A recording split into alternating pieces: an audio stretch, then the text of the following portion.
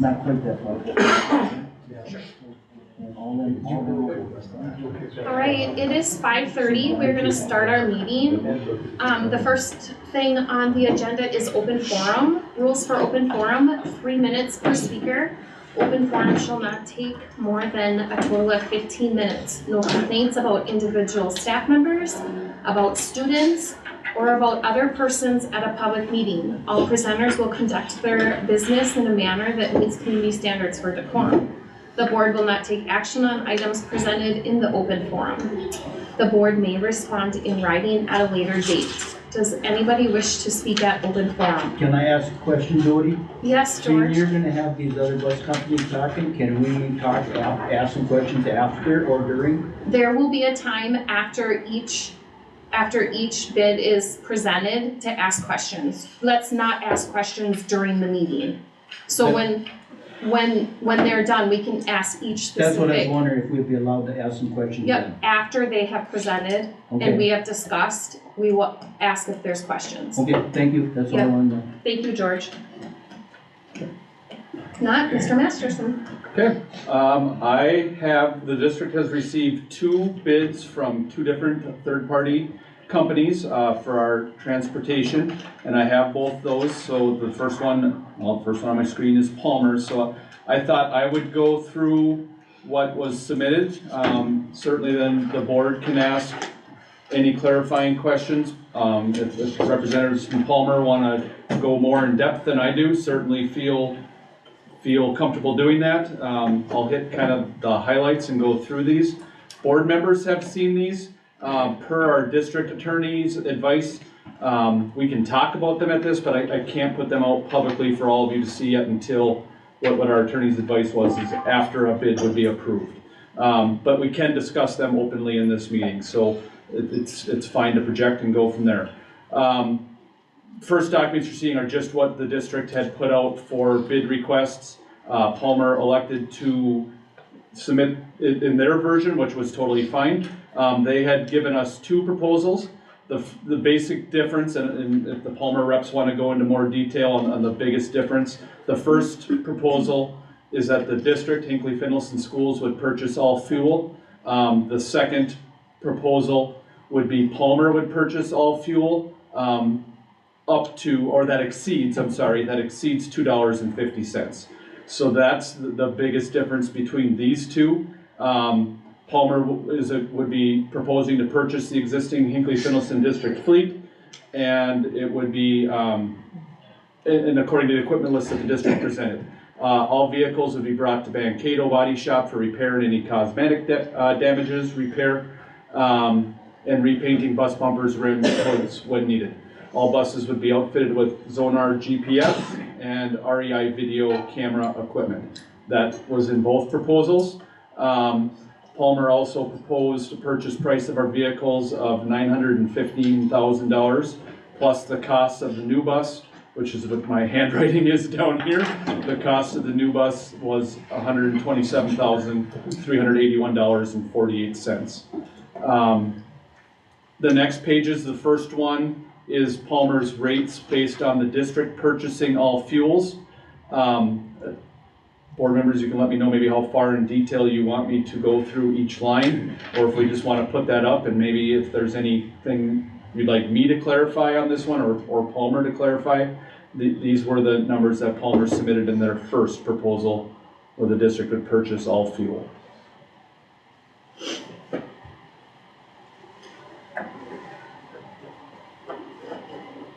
Okay. The second page is, like I said, Palmer purchasing fuel up to $2.50 per gallon. And there you can see what the rates are based on that bid.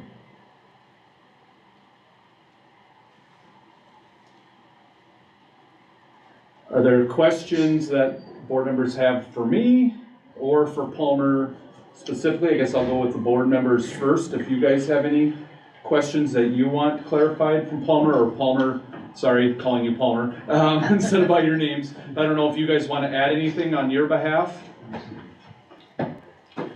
First of all, I'm Chris Champlin. I'm the CFO for Palmer Bus Service, but again, we're just happy to be here to offer a proposal for you folks, and would love to be part of your school district and helping provide your transportation with the team of people that's sitting all amongst us. We certainly couldn't do it without all the people that are in this room. We're just coming in to help facilitate that section of the school district and at the extension of the school day. So I can answer any specific questions. You know, it's hard, you know, in one of the, Mr. Masterson, it's hard to put a one-size-fits-all on every single nuance that's in there. This document will cover, you know, the basics of that. And I would see us as we negotiate an actual contract agreement, we could get down into the nitty-gritty details of pricing for very specific items, you know. And Jenna, I know Jenna's online. Yep, Jenna's online. She wasn't able to. Jenna, they can see you. I know you can't see anyone, but Jenna, they can see you. Everybody. And just to kind of give you an idea, Jenna lives about 10 miles down the road here, just north of Pine City. So she is somebody that's local in the area here too. And in our cover letter, we could cover 26 school districts in the state of Minnesota, kind of scattered throughout the state. And again, we'd be super excited to be a part of Hinckley-Finlayson Public Schools if given the opportunity. Board members, do you have any questions for Palmer specifically at this point? I mean, we can certainly, maybe more questions come up as we go, but. I've got one. I was confused. You both list Mankato Public Schools as part of your bus service. Yep. You share it? No, we do probably You guys do darn near all of them. 99% of the work in Mankato. We do 7-8 van routes for preschools. Okay, because you're listed on both of them. Okay. Yes. Thank you. Do you have any other local schools? Yeah, what's your closest one around here? We were just talking about that right before the meeting. I think Princeton is probably about an hour away from here. So that would be the closest. We're in St. Cloud, Little Falls. Those are all kind of the northern tier schools. You're more south end or north? We got a lot in the southern part of the state, a lot in the central part of the state, and kind of working our way north. I was gonna ask, why do you want to continue? Just Well, you know, off for north that you're all south. we think it's a great opportunity in the market up this way. I think there are a number of school districts in the northern part of the state that we've had some conversations with and are interested in pursuing those and moving some of our operations a little bit further north. Like Chris said, our CEO, president, lives right here, so as well, so very interested in this area as well. Hometown girl, so yeah. Jen's her name? Jenna, Last name? from. Yep, her kids are all in the Pine City School District, but I think she's got one Yeah, left. please don't hold the dragon part against me. I do love your new gym, it's amazing, so nice addition. Do any board members have any questions? Can you go to the next one, or do you want to open it up to? Okay, the other bid we received was from 4.0. Oh, Do any other bus drivers have any questions for Palmer? How do you figure wages compared to what just you go to different schools? How do you figure the wages? You just have a blanket wage, or do you kind of tailor it to what's? Yeah, each contract is specific to that local area. Obviously, I need to take the district wages and the benefits that you have been getting from the district and factor that into what it's going to look like going forward. Absolutely. I talked to a gentleman and I'm not sure if I believe him, but he said that there's some way that you can do, because we're public employee retirement, can you be part of this, but yet leases back to the school, or the payroll goes through the school? Is that too much paperwork, or is that a way of doing that? It's pretty tough. I can't say that we've ever done something like that. We traditionally have, hired on all the district employees through Palmer Bus Service, and it's kind of a fresh start as a new employee with us. Yeah, So so, try to factor that Yeah. piece in. we try and factor in, again, the benefits that you've been getting, so whether it's PERA or any other vacation time and that, so we can build something back into your wage. So financially, hopefully, You're not going back. you're not going backwards. Yeah. Absolutely. Because we know we can't come in and do that, right?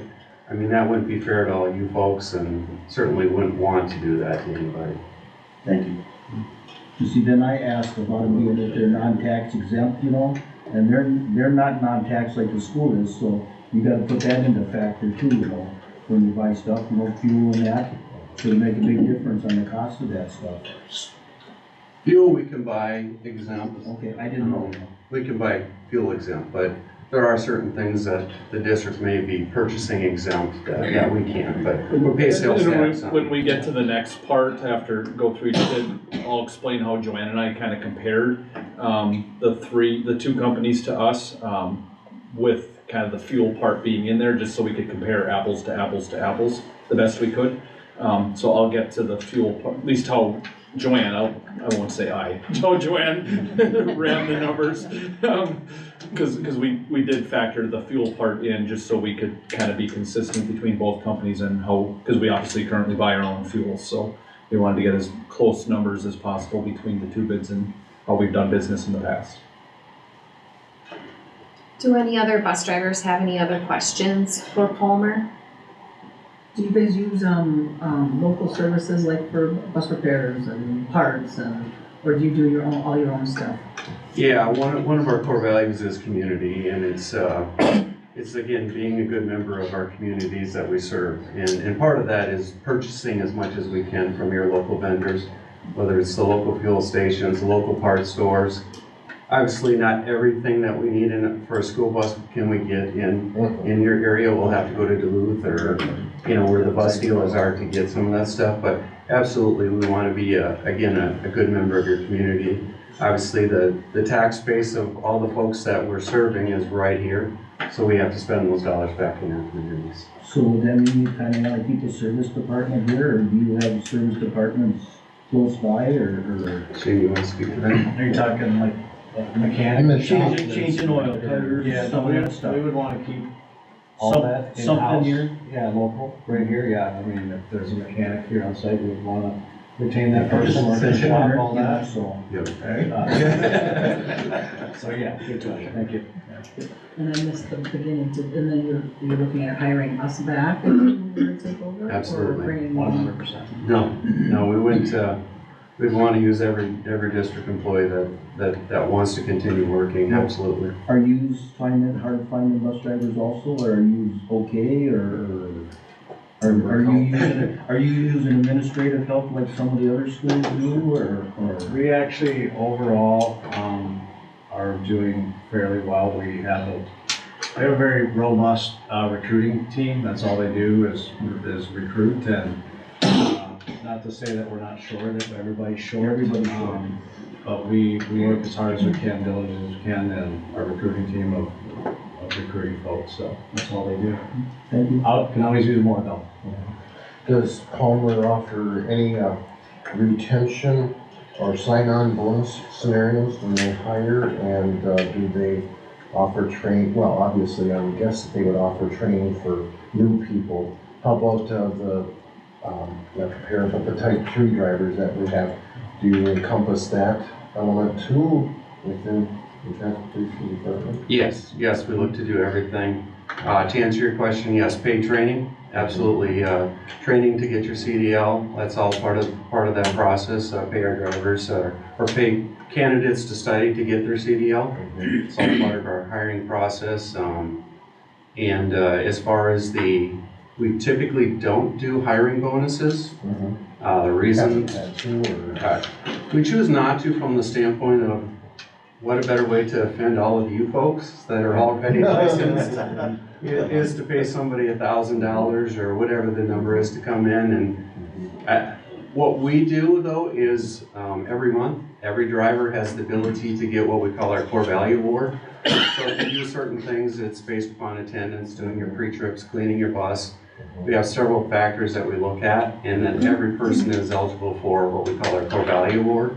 And for our CDL drivers now, it's $80 per month per driver, so you have the ability to get some additional dollars. And again, that's kind of in lieu of doing, it's maybe call it a retention bonus, or again, attendance bonus. We find ways to compensate our folks for, again, doing everything that we can to doing good work.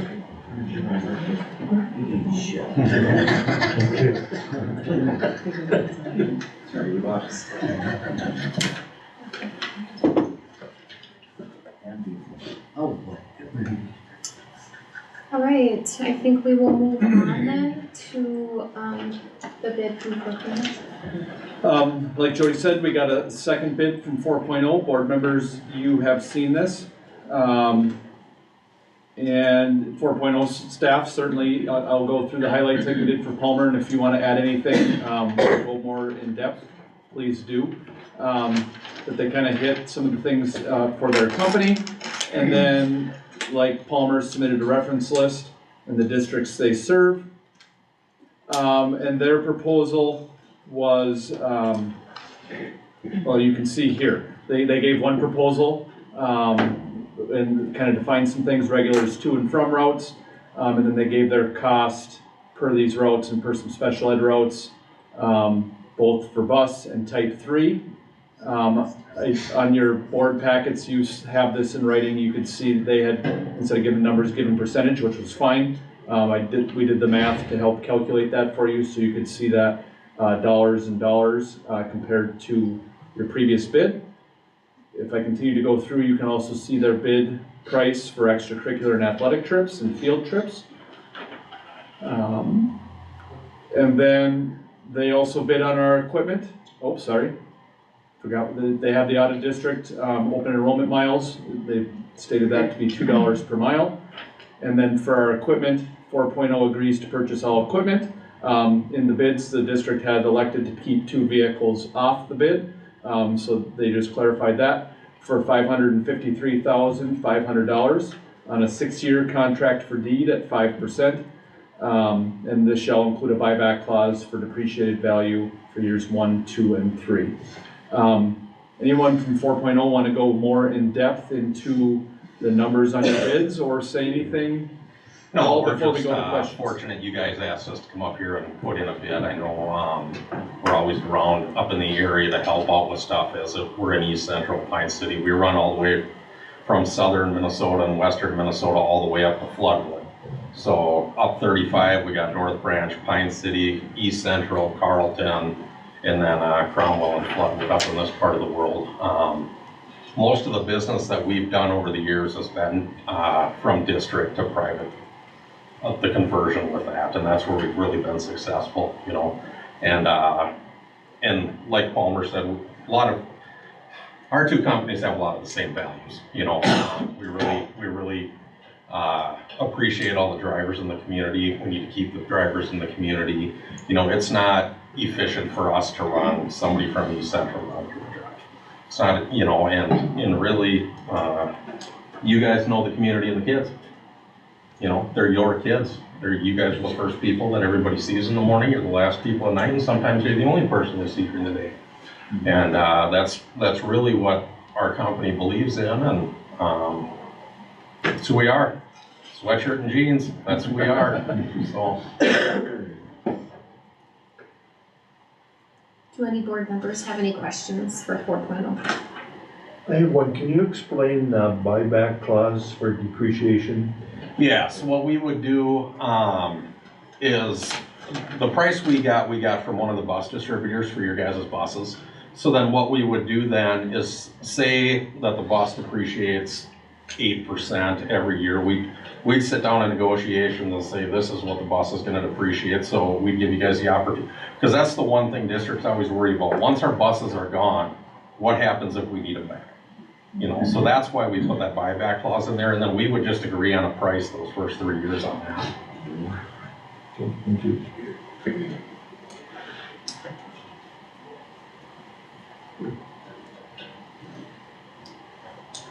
All right, do we have any bus drivers have any questions for 4.0? The only kind of concerns we're kind of worried about is if we go with either Palmer or Yep. 4.0, are we gonna be on the bottom of the totem pole? No. You know, Nobody's on the bottom of the totem pole. but I mean, there's some guys here that have been driving 30 years, Yep. 40 years, Yeah, you know, so. yep, no, there's nobody that's on the bottom of the totem pole on it, and in our company or their company, I can tell you that right now. You know, when you guys asked about the PERA and stuff, we probably do things a little bit different than them. We actually will write out the district's contribution to you guys in a check. We'll give it to you December 15th and then one when school is done. So that way you guys can take that money. Well, if anybody's like me, I'm not good at saving that money on my own. So then you'd have these in these lump sums and then you could take them and invest them with a financial guy in town. Other than that, like Palmer, the sick days and your hourly wages and the rest of your benefits, if you got health, all gets wrapped up into an hourly rate. So that nobody goes backwards. That's how it goes. And you can sit down with each and Pretty every. much saying, we're gonna get paid what we're getting now and it ain't gonna go down. Absolutely. Okay. We'll sit down with every one of you guys, we'll draw it I out. already discussed that with him. Yeah. Good answer. I answered it correctly. And how we do that too is we'll sit down with each driver, we'll put it all on paper for you so that everybody agrees to it. We'll sign it from our end, you guys can sign it, that we all agree that this is what we make now, this is what you're gonna make with us, and then charge you half. So What do you run for average of students per bus on a 77 passenger bus? Overall, as a whole, you're probably looking 55 kids, 53. You know, most times it's 3 to a seat. You might have, or most times it's 2 to a seat. You might have 3 to a seat for that first 10 minutes if you got some big tunnel stops. But other than that, they clear out in 3. Okay. We're running our buses fairly full right now. Yeah, well, that's what they're designed to do. So, do you run a pair or anything? We have a couple buses that we have pairs with. Yep, if the district asks us to run paras, we run paras. Is Yep, that done through you or the school? I mean, is it the school para or you guys have a private? that's however it's negotiated out. Either we can hire the para or we use one of the school's paras. It all depends upon, you know, the hours worked through the day. Sometimes the schools run into hour restrictions, you know, and if that person wants, we would still pay that person and then the school would pay them for what they did during the school day. No issues with that whatsoever. What's your situation on mechanics then? You retain Yes. the mechanic that we have? Yes, yep, yep, if they choose to stay with us and we agree on a price, everything gets done in-house up here. Yep, Same with our manager yes, too? yep, if he wants to.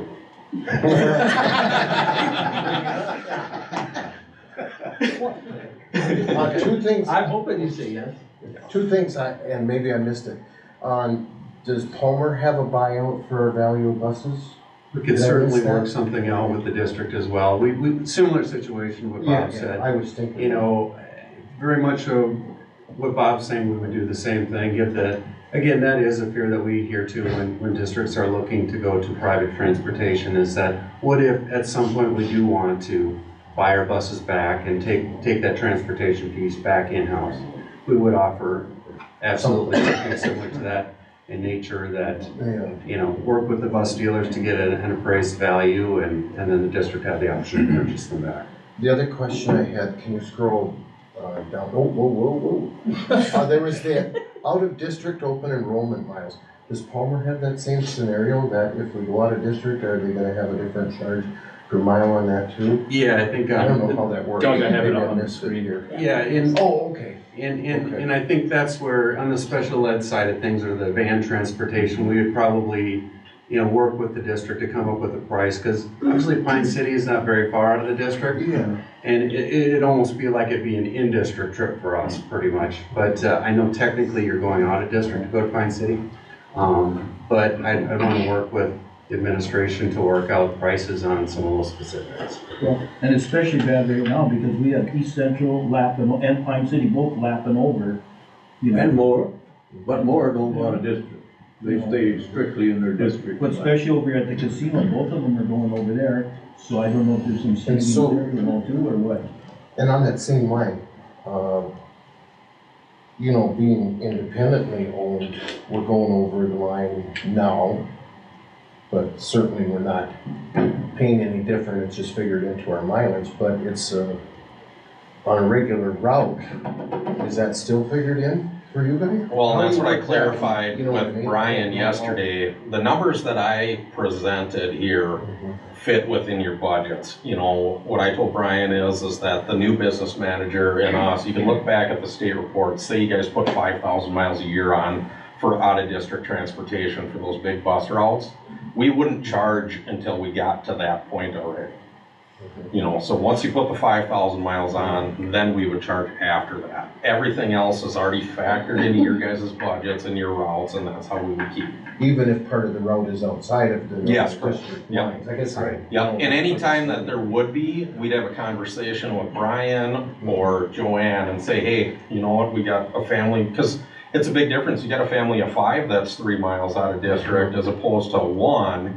You know, when you start adding those charges in, you're gonna. Right, So and that's anything why I we asked, do. not understanding that. Yep, so anything we do gets approved through the school, and probably the same with these guys. Yeah, I mean, I know if it's an extracurricular run, that's obviously out of district, Yeah. but if it's in our regular route, you know, per day, Yeah. then it's kind of like, you know. Yeah. And every contractor's gonna put something in as it relates to the open enrollment piece, because if you tell us, oh, we wanna send a bus to Duluth or something like that, then we might say, wait a second. Yes. A little bit. You know, so it's just kind of a piece to help cover the unusual circumstances, and like Bob said. I got one question, I guess, for both groups. So we have, like Mickey lives how many miles away and her route starts right next to her house. Yeah, good Does question. she get to still take her bus ride, or she got to drive to town and then back, and then she's parked out? We work with a lot of folks on drivers and doing park outs when absolutely makes a lot of sense, because then we don't burn all that fuel to just come back and forth, and you It's know, not only that, probably. it's time too. And time, yeah, absolutely.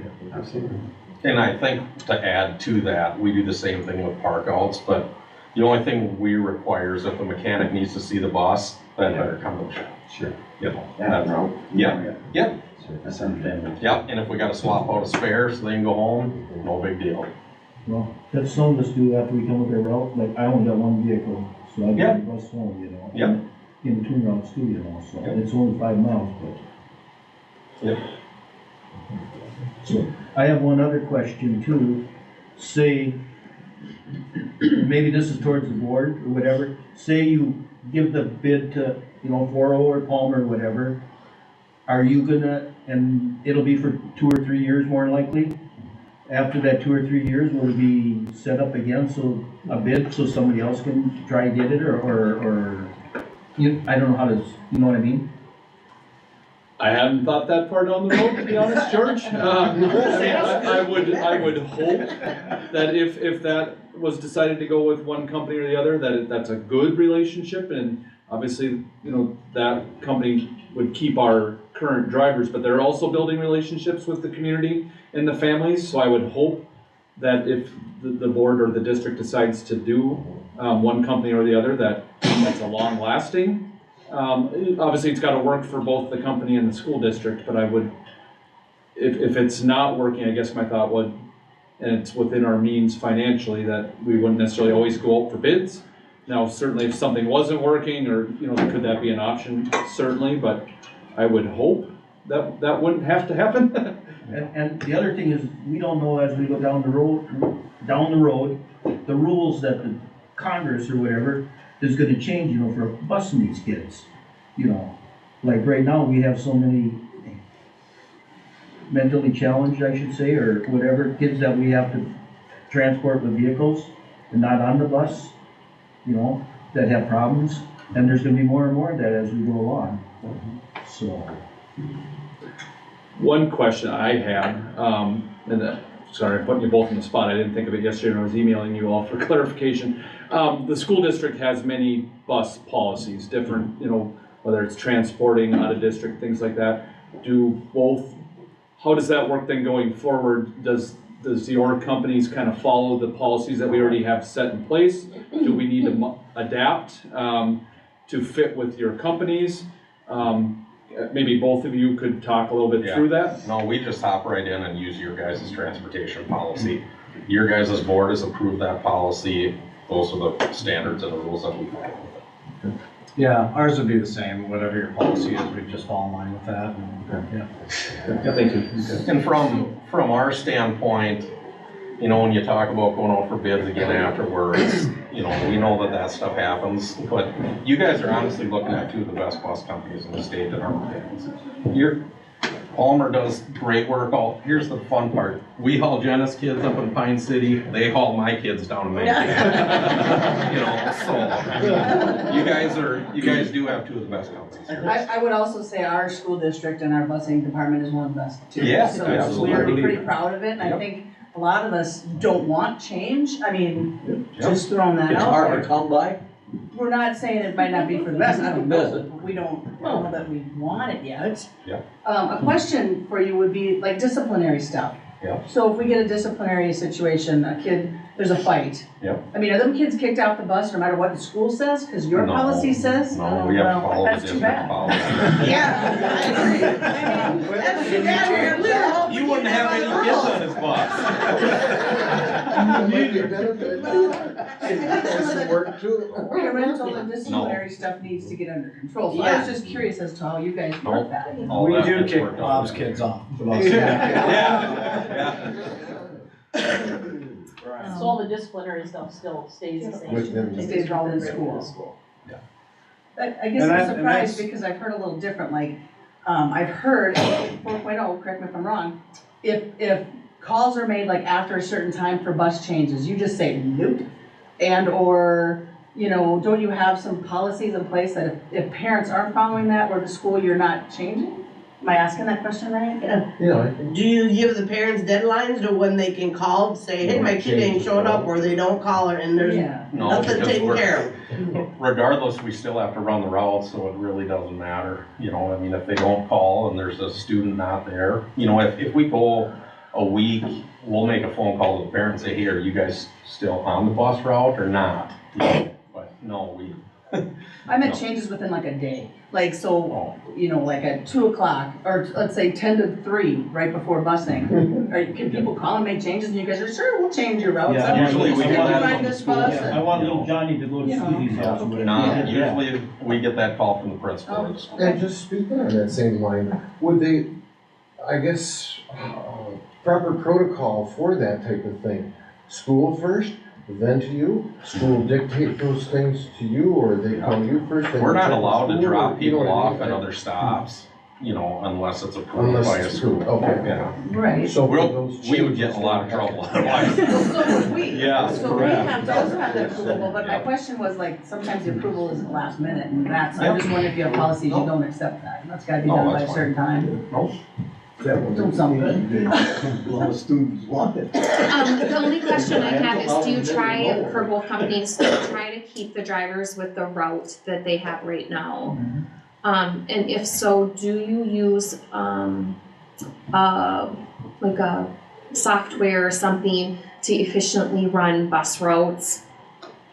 We don't have anything like that Yeah. right now in the district, but do you guys We have a do have software some where? software, it's expensive. We always try to keep, if the driver wants to stay on that route, like I said earlier, those are your guys' kids. Some of you guys have hauled their parents, you know, now you're hauling their grandkids and stuff like that. Right? So, but, you know, a lot of times, the best software you have is in your brain and a map on the wall. Okay. The software doesn't know what roads up here aren't roads anymore necessarily. You know, I mean, we've all followed Google before and it doesn't necessarily get you. We do use routing software, but we always go to the drivers first, because so they know the route better than anybody. So we'll take that knowledge, and then we're still looking at this over here. Is there a way still to be efficient? Not only we want to be efficient for the school district, we want to be efficient for us, but efficient for our drivers too. Like, and again, so taking that knowledge and, you know, mirroring it over here. So we do use it. We find it to be very beneficial, the Palmer bus service, but Nothing beats the drivers on the bus, so they can't remove that, so. And we also put Zonar, we have Zonar, on all the buses as well, so. Which is? Zonar's, Where they are. yeah, you can see where the buses are at, and the nice thing with Zonar, I'm sure it doesn't happen here at the school district at Hinckley-Finlayson, but a lot of times parents will call and say the bus didn't stop. And you can look on Zonar and you can see that the bus stopped. I'm sure it doesn't happen here though, but, so it's really nice, and parents do learn rather quickly, like, yeah, my kid missed the bus stop, so I'm not gonna call and, or miss the bus, so. And that's not me calling Shane. So yeah, we do use some stuff. Thank you. I have one other question too. Right now, as bus drivers, we all get paid pretty much the same, and we have different time routes. Some are a little shorter, some are a little longer, you know, on days and that. Do you do the same, or do you do it by the hour, or the mile, or? I'm only asking because, like Tony's route's way farther than some of the other routes, but some of the other routes put almost as much time because he's on the road flying, you know. Yeah.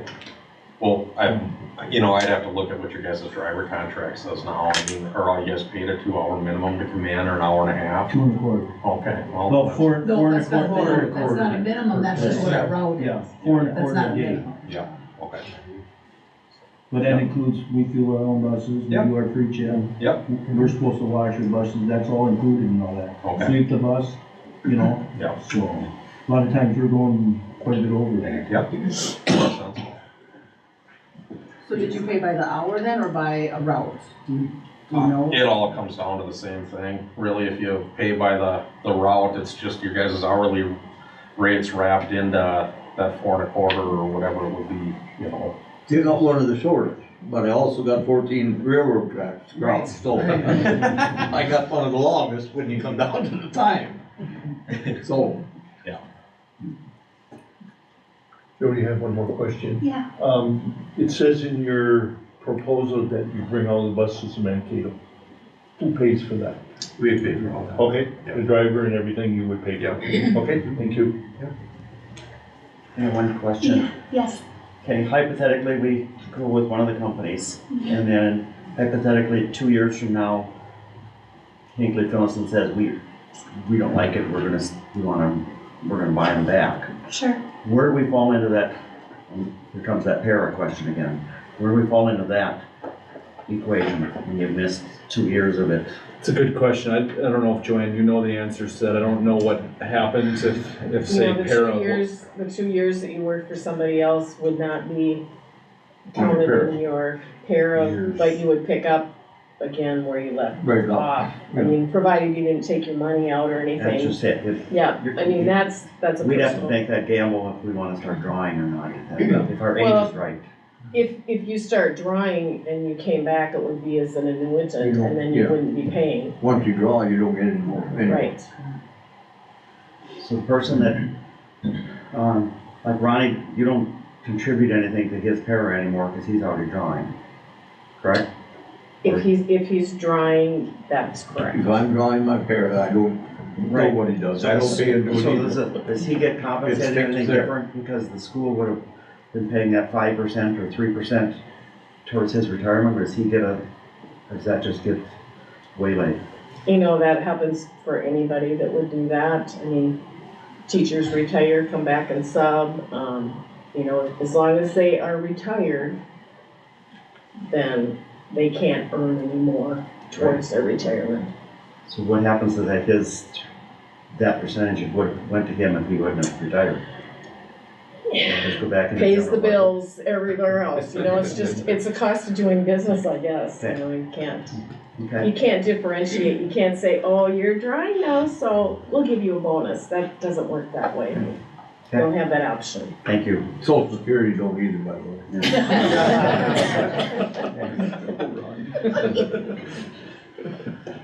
All right, if no one has any other questions, then, oh, sorry.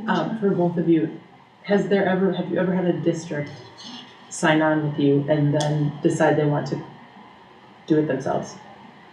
We have never had to Have you ever sell the lost a buses back to the district as far as I Okay. know, and I don't think these guys have either, you I've know. never done that ever. It's, most, no offense to, most of them say, I wish I would have done it sooner, because again, I realize this is all we do. This is all we do is transport kids. And, you guys are educating those kids, and, transportation industry is pretty specialized, you know, with ELDT and just all the regulations that get thrown at us, year after year, the changes that we see. And we specialize in all of that. And I think we are experts in the industry and as it relates to that. So generally speaking, we've never had anybody, and I guess maybe there are other contractors out there that's happened to, but it hasn't been either one of us. And just to play devil's advocate on that comment, I'm sure that makes sense, that's what you guys do, so you're good at it, and I hope those companies or schools are happy and, or is it because we can't afford to buy back? That's something I think we need to look at those numbers, because when you sell all this equipment out for that price I thought was so low, I mean, I don't know, I'm not a business person. Just remember, can we afford to buy back in? And maybe that's why sometimes people can't. I'm just throwing it out there, just to think about it for the board, not for you guys, because I'm sure you do a great job, you're very successful. If there's issues with parents or like weather closings, how is that handled by you guys? Is that handled? Weather closings is still called by, in our world, we can give our input on it, but at the end of the day. I know, just because 4.0 is closer, Steph Youngberg works with Frank, just like I work with Bruce, and they kind of make that decision together. Ultimately, I get to make that call. But certainly, I know Steph does with 4.0, and as I had with Sarah last year, and hopefully don't have to this year with Bruce, but maybe. Certainly, I know at least, and sorry Palmer, just haven't had the same experience, but I know in 4.0's case, they're also on the road helping her make that decision, whether we have school on time or have to cancel. And so you're talking about parents calling in and making changes, parents calling in with issues. They all come to the offices at all three buildings. Are we training the parents then that they need to call 4.0 or Palmer? Who's handling all of those? And please correct me if I'm wrong, I believe both companies have said, like Bruce, if Bruce is willing to stay, he would stay with the company, and he'd still be the point of contact, is my understanding. But the school, correct me if I'm wrong, Bonnie, the offices get a lot of calls on bus changes. Yeah, but we're always in communication with Bruce. I mean, that's we get a call, we call Bruce, make sure they have it. I mean, Laura and Bruce. Not so good with the high school. With the grade school, it's better than with the high school. Yeah, I can't fix it all.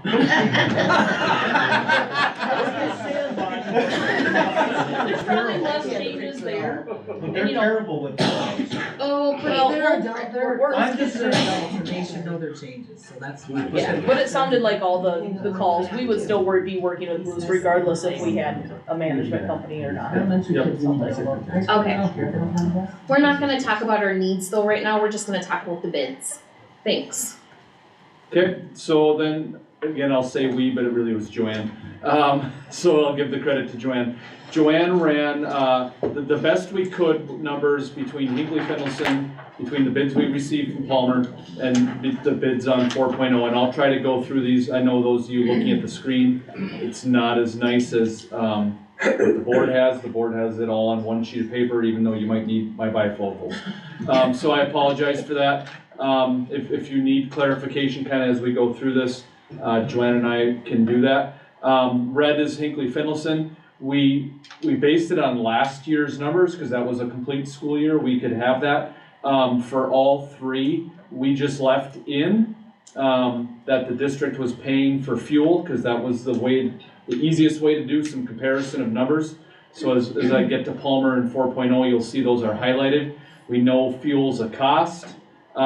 We just took the assumption that the district was still buying fuel to get the closest apples to apples.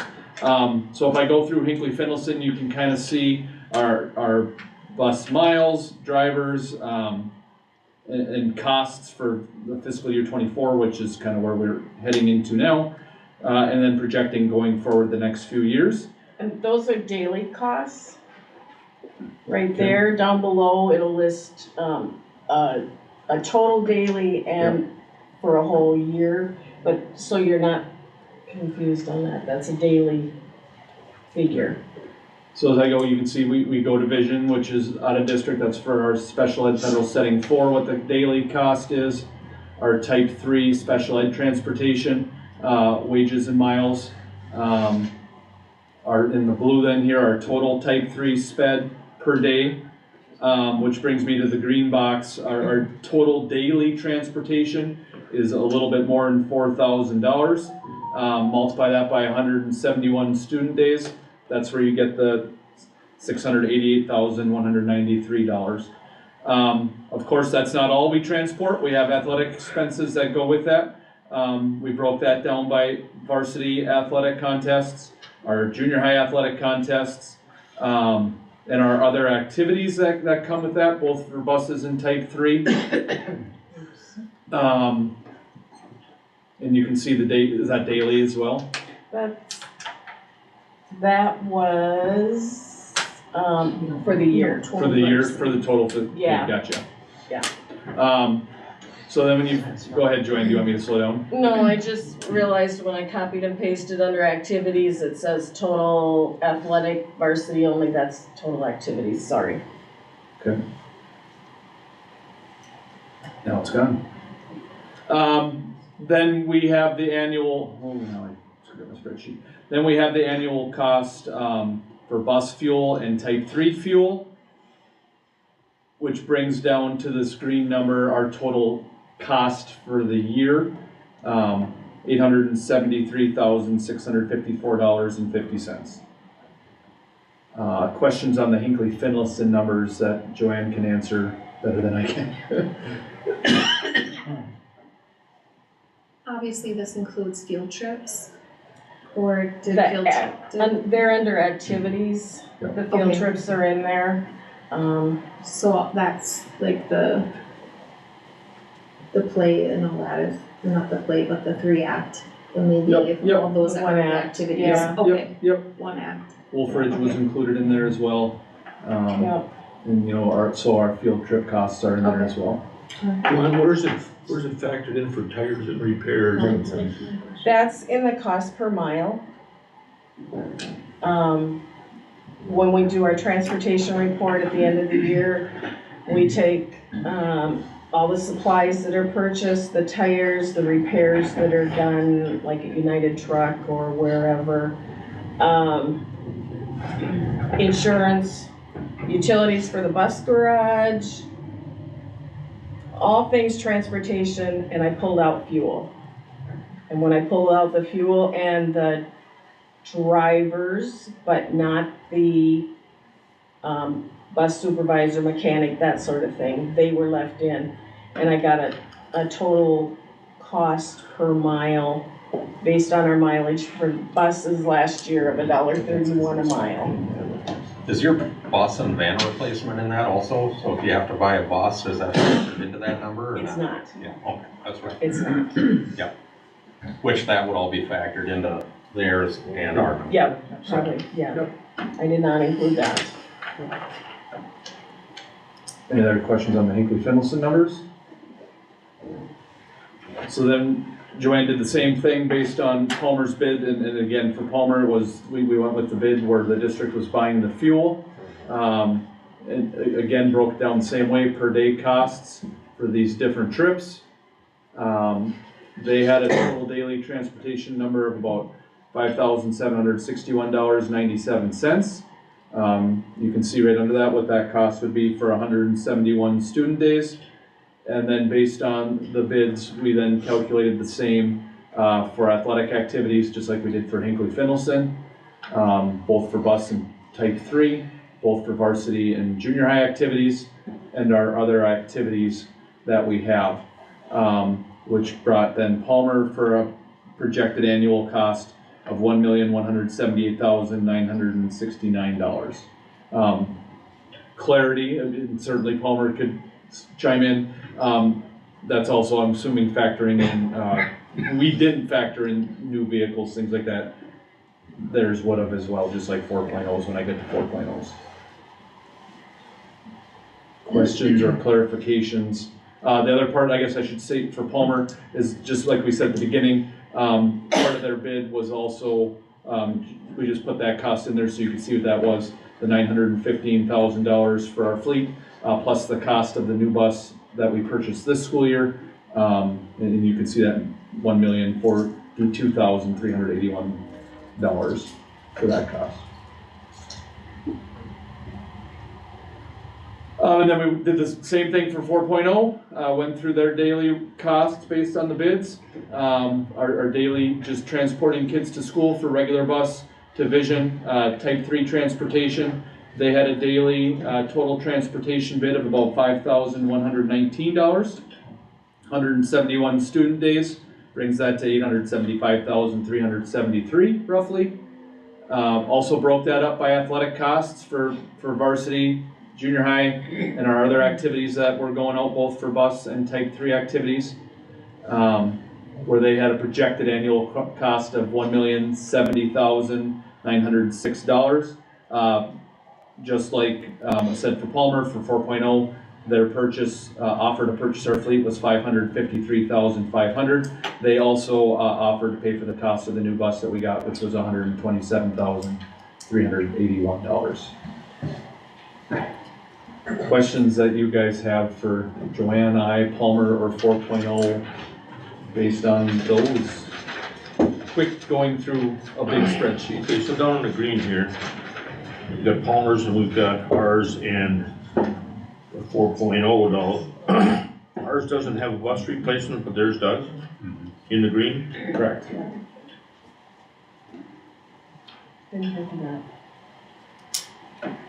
Okay. We typically buy a bus every other year, and on that opposite year, we typically have gotten type 3 vehicles. Probably not perfect math every other year, but at least in my experience, we try.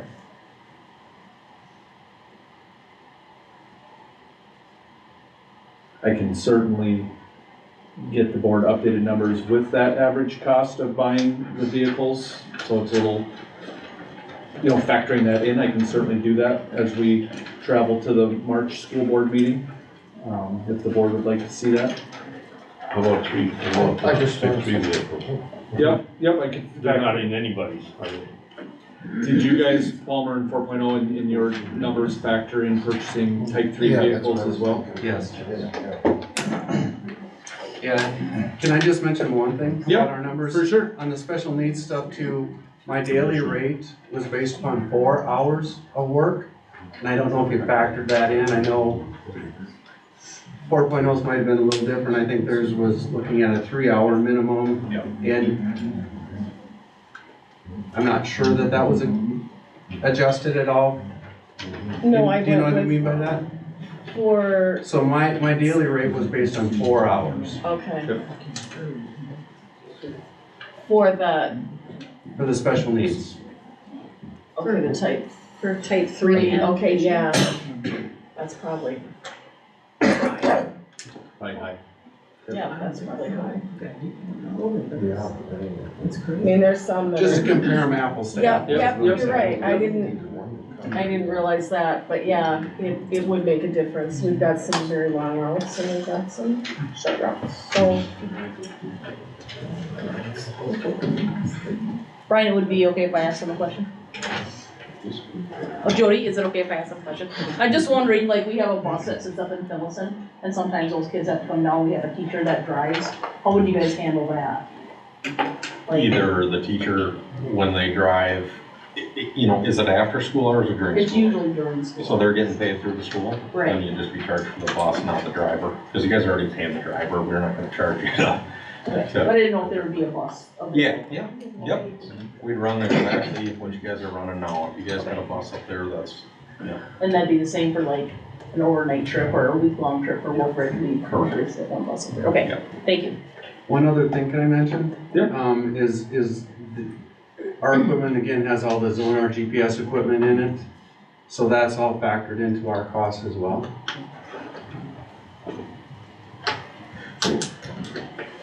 Because you're X amount distance away, if you got a contract in this area, would you build a site hub for maintenance or storing the buses too? We'd know what I want, mean? How would we'd you- want to lease the district Oh, facility. okay, Yep. okay. Both companies have offered to lease it. Oh, okay. Yep. I missed that, I guess. It's okay, Do either one of your companies pay for like the tires, or is that the school's fund, tires and all No, the? all of it's wrapped into our rates. Yeah. It's all our baby. Okay, Parts, tires, oil, Yeah, everything. the only thing the district was gonna do is write a check to the vendor at the end of the month. Vendor, and if we chose to keep paying for fuel. Same as they're doing now. there seems to be a big price difference on activities from both companies, and 4.0 seems like on junior high athletics, seems like a big difference. I don't know if that was an error on our mistake, or It was figured at the 69.25 an hour for 140 hours. Is my formula wrong? And 40 times 69.25. Is that what it is? Yep. Okay.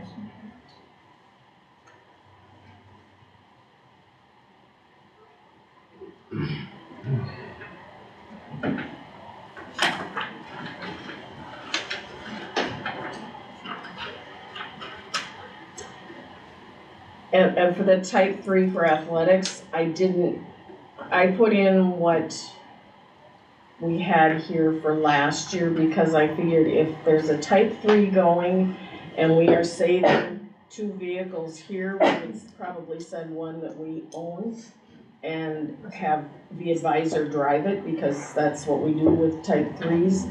And so I wanted to make sure that we were including that cost in that bid as well. Even though we wouldn't be paying them, it's still a cost to the district to have that. So that's why that line with the little red section on it is there.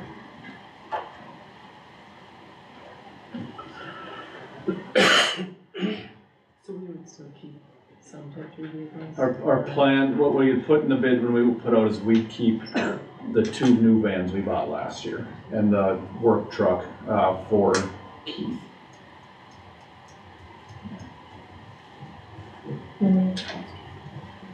I don't think we kept, I don't remember what we decided to do with the mechanics truck. I think we put that in the bid. Yeah, to go because Because the mechanic would go with Would the go. company.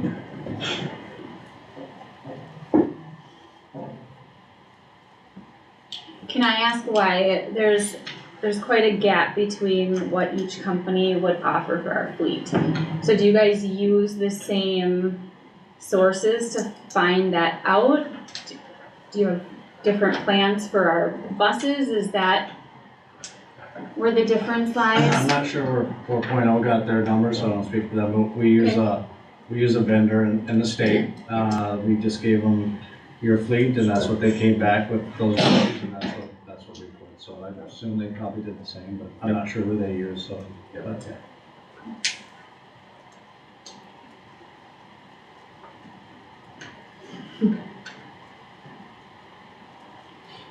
Otherwise, my thought, and we can certainly keep going on discussion, my thought was to bring some recommendation to the school board in March. Not only for our district to know what's the next steps, but both for Palmer and 4.0 to know what next steps could or would be. Are there things that, so that's about 2 weeks from Monday, are there things that the school board would still like clarification on, bus drivers would like clarification on? Is there more research that I can do, or Joanne and I can do if it's a financial question? Are there more questions the board would think they'd need? We can't vote tonight, I can't, we can't go into that kind of a conversation, but is there more information that I can work with both companies? More things you want Joanne and I to do? Bus drivers, are there more questions that you're wondering about? And just, whatever decision's made, I wanna make sure we feel we have all the information we need to make whatever decision we make. So are there things in the next 2 weeks that we'd still like some answers to? And maybe we can get them tonight. I'm not saying we have to wrap up right now, but Are there more things that we are wondering about? Well, I think we have to update the HF numbers to include what wasn't included, the bus. So that the comparison is all the same. There was something else too. And take 3. We can do that. Do you guys have a time, excuse me, sorry, Doug, a time frame on when you're trying to make this for next school year or before the school year's done, or how does that work? Like, what kind of I'll voting? speak for Brian only, because that's all I can speak for. It would be a recommendation for next school year. This school year, we're in March, and I don't think we could turn it around this fast. Say the board did make a decision to pick one company or the other on March 11th. I don't know that all the dots and T's and I's can be crossed by the time of the school year. On March 11th, you're looking at making this a Decision. fact by March 11th, a vote? I would like to make a recommendation to the school board by March 11th, yes. And you would vote that night possibly? Okay, so how do we get the public involved, and are they already? I guess that's a big question. I have parents asking me, what is gonna happen, Nikki? You know, we don't want, how does the public know about this? Is it just maybe Maybe at they a can board meeting? listen, so the owl that's sitting in the middle of the room is videoing this. So they can go online and listen to our meetings. So board meeting is what they would have to be All our involved. meetings are open to the public, they can come. Our agendas are posted if transportation is on it. These minutes will go out, and this part will go out. Yeah. To the public once, we publish minutes. And are they allowed to then come give opinions at At the board open meeting? 'Cause forum. that's the Open next forum. meeting already, and you might vote that day? Mhm. And they could, Is the public voiced in it all? Not to me. not to me, no. I don't think they know. I mean, and this is a problem everywhere. They just think people aren't staying as involved as they should, and I did it when my kids were young too, so, I was just curious. When you have gone into other communities, is it always, not saying anything against the board, but do they ever bring that to a community vote? Any of these other districts ever do anything like that? Or is that Because something these that's, guys are all elected to vote for the community in their areas. they don't put it up like a referendum? No one of the districts ever do a public. This is the process. Can we put something out on a forum, like Remind, or on something to say, hey, if you have an opinion about your bus company, your bus district changing, you need to attend this meeting, or give us your opinion, call your board member. Can we put that out? Because I just, the JAG track doesn't go out like it used to. It seems like if you're not on social media, and there's a lot of people that aren't, especially out in my community, they don't have good internet yet. That really, how do we get it out there to the public, I guess? And is it too late? You guys are already gonna do what you're gonna do, I guess. I don't know. Local paper help. Yeah, I can get it in the paper, I can get it on You haven't done that social yet, media. It was probably in the paper back, we started this process was end of October, November. It was probably in the paper back then. It has not been probably since the holiday season. I can certainly put it back in the newspaper again, I can put it back on our social media platforms, to reach out to me or school board members if you have opinions, concerns, questions. Yeah, I guess I was kind of shocked you're saying next board meeting you could vote on this, where I thought, there was more time, I guess. I didn't know you were putting it to a vote. So then one more obvious dumb question. If their numbers are higher than ours, why would we change? What is the reasoning behind, if their numbers come in higher, why would our school board want to give up our bus company? I guess that's just a question. We haven't said we're changing. No, I know. Why would we? Why would we if our numbers are better, I guess is the question. Well, this is an information meeting. Yeah, and we That's what still we're are gathering one, is information. Yeah. and we're still one bus driver short. We are not fully staffed. Is that correct? Yeah, as far as I know. We still Bruce, we've have, got some people 4.0 training. is still driving a route every day for Right. us, graciously. So we aren't fully staffed. So that would be one of the considerations, then, that's the big. I mean, that's a concern of mine, that and we don't have people applying. Is that correct? We have one that's working on getting her Yeah. full license. 1 in 6 months. Yeah. So all the time that I've been on the board, we have had a shortage of bus drivers, so Where do that's we 6 advertise? years. I only see advertising like in the, Remind, everybody don't look at Remind, it needs I to see go it out in different internally. papers. Teachers don't wanna drive a bus, you know, Yeah, no. superintendents don't, you're busy, you guys are already busy. We've posted it social media on Indeed, our Facebook page, Remind, it's been in the Yeah. newspapers, we've had flyers out, both in Hinckley, like pull-off flyers. We're hiring, with hiring bonuses, both in the Finlayson and Hinckley communities. We have done that this year. I've seen it in the paper like once or something, but I haven't, seen it Yeah. other than internally, so I was just curious, just a question. Good question. And if you think we should post it somewhere else, we're always taking suggestions. Well, for yeah, real. Yeah, a we bus brought out it- on the highway, there's a lot of other schools that are, these guys, they've got buses out there with big signs on it and hiring bonuses and all, all these other places, I guess I was just. Can I clarify one thing between the two bids too? Yes, So with Palmer, they would do a flat one-time purchase price for fleet, and your guys was over a 3-year? I think I got it over I mean, 5 or 6 years. Yeah. I mean, no difference either way, just to get an idea. Okay. Well, Douglas, Palmer said they could do it that way too. Over 5 years or 3 years. Yeah, no, I just wanted to make sure that was clarified, looking at it. Joanne, I think that 5% needs to be added on that purchase price for a true number. If they're gonna give us 5, is that correct? Yeah, you'd have to pull an AM schedule, I can do So that tomorrow, we and just send you do one like an to see what the appreciation, and total- appreciation is good. So is your contract reviewed at 6 years 5%? I'll send you an AM schedule tomorrow. And then, one other thing too, the price per mile, keeping the school-owned scenario, price per mile, on basic route and extracurricular, that's all in all of this. Like a school, ours was 130 or whatever it was, I heard that. We've got that also figured out in all those too, okay. For theirs, I went by their bid numbers. Yeah. For ours, because. History scenario. 4.0 went with 1 point, or what, for 3.5%, then 3 and 3. So I used those numbers to progress for our Yeah. years so that I had a base to go by. I mean, fuel is. You're right. But I It mean, should be what it's gonna be. right, yeah. But all of them were rated down the same scenario, basically, as close as you could. As close as I could. I guess, just on the fleet purchase, we're willing to go either way, payment full up front, or do it over time as well with interest, no different than 4.0. So, I think it would be,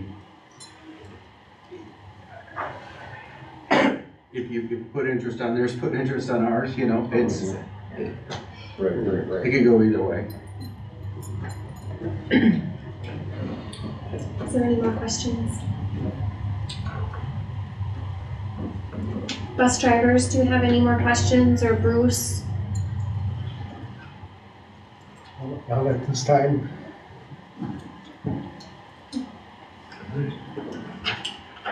Anything else, Brian? No, I don't have anything else for transportation. All right, then we will move on to daycare discussion at Finlayson Elementary School.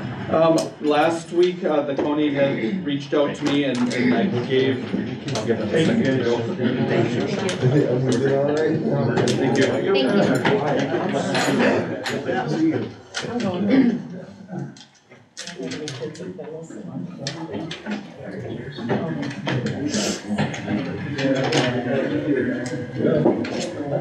Wait.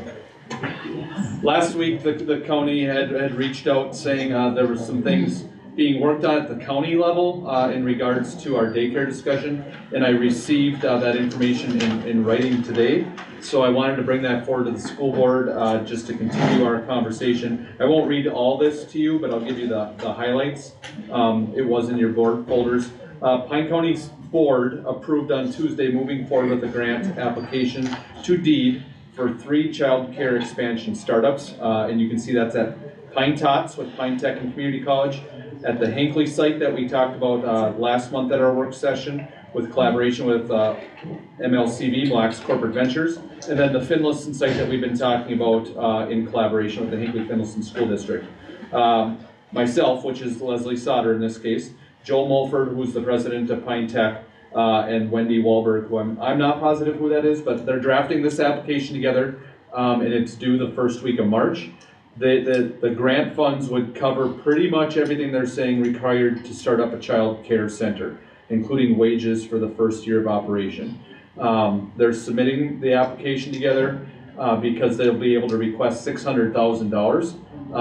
And according to Leslie, they're fairly confident that this collaboration will get funded because there are so many different organizations that are involved. You can see who those are, and they include the possibility if the school district agrees to be part of that. What they told me, I told them the school board is meeting tonight. We do have a work session. We can't vote on anything. I asked them kind of what they would need from the school district, and what Leslie wrote back to me was that she didn't feel she needed school board approval to apply for the grant, just a letter of support from the school district, which for other grants that the school district's done, you know, between myself and the two principals, we write letters of support often for those. That's not outside the norm. But wanted to have a discussion on that, that there's a possibility of $600,000 in grant monies to start possibly 3 daycares in the county. And again, we can't vote, say yay, no, anything like that, but just wanted to kind of get some input from the school board. We just had a question if you guys were gonna send out that comparison to both contractors. Yeah, it's public, I can do that, yep. Yep, that'd be great. So, awesome. Yep. Thank you. Yep, thanks. Thank you.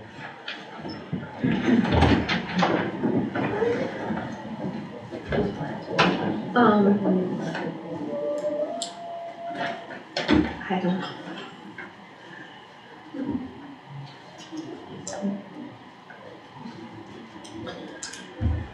So the concerns that were had with maybe making adjustments to the classrooms essentially could potentially be covered with the grant. That's kind of how I read it. Yeah. I don't know if Angela or Dave, you guys have any more specifics? I wasn't sure of your question. So there was a discussion the last time when we were in Finlayson and we toured the classrooms. Yeah. And there was a discussion a little bit about what some of the costs would be for the startup and that they might be a little bit higher than initially thought.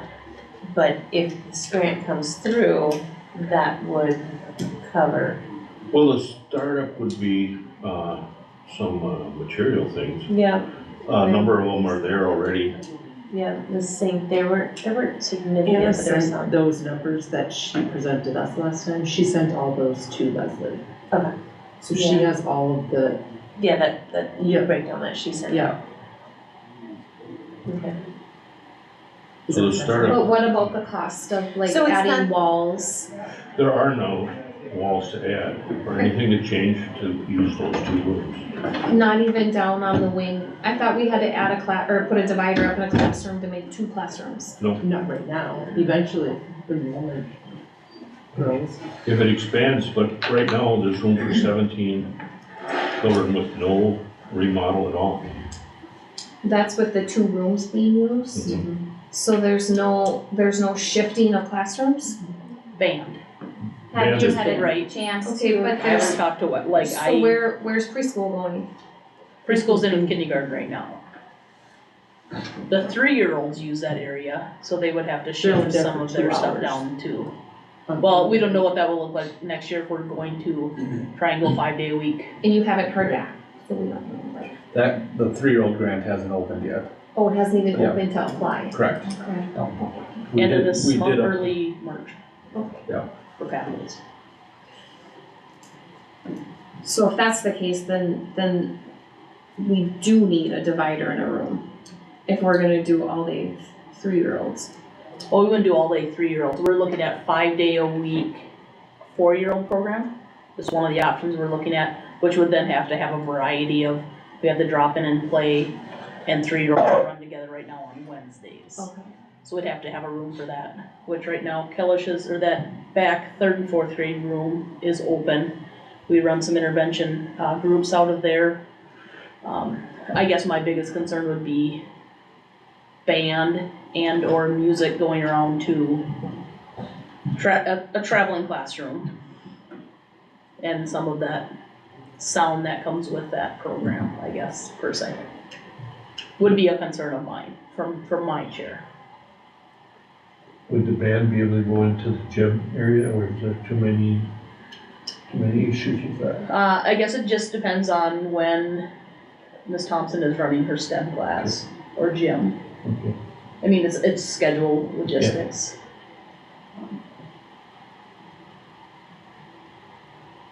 Do you have an opinion on a daycare at Finlayson? I guess it depends on, I heard Mr. Masterson read something about like, it would cover salaries for the first year. That's what this email said it would, where did it go? Include startup center, childcare costs, including wages for the first year of operation. At all 3 sites. That's correct. I guess some of my concern, Leo, is I've been 2 paras short all year. I don't know where we find more people. Right now, we're looking at going into budget cuts and cutting people, like, you know, I struggle with that. I don't have a childcare expertise, so if it's gonna fall on my plate, yes, I have a big concern of it. Cause I don't, that's just not my area of expertise, so. Do we have any idea on numbers in this scenario? We could have 17 kids. Correct, I have that right, 1 to 17 rate. We could have up to 17 kids. And that's we're looking at 2 age groups still, right? Yeah. What happens if we can't get a grant or would we make it contingent upon getting a grant to do it, I guess? The school board up to now has approved applying for a daycare. The school board hasn't voted to go forward with having a daycare yet. I know that's some of the questions that have come up in the last year as we've been doing this, well, longer than that, but are what are the costs, the business plan, and we are working with a consultant who can help answer some of those questions. We don't have all that nailed down perfectly yet. But it appears that the grant might, if we got the grant, it would cover it at least for 1 year and maybe more, or? Don't know that. First year. Yeah. First year, it sounds like. So would that 600,000 be split equally between the 3? Yeah. Not equally. I'm assuming Finlayson would get the smallest portion. Because we're the least among Correct. spaces, but they've turned, I mean, they have all their budget stuff in, so they know what each site needs. Based on the number count. Right. I think we have. So no, we wouldn't get, We wouldn't it get wouldn't be evenly 200,000. correct. Okay. At least that was what, Did she how have I all took it those? away from. Understood. Did Anna have all those like fencing costs and things like that in there The too? list that she gave to us, that she had at the last work session, that's the one she gave to Okay. Leslie. Okay, so I think that was like 38,000 or something like that. Yeah, and her fee was in it.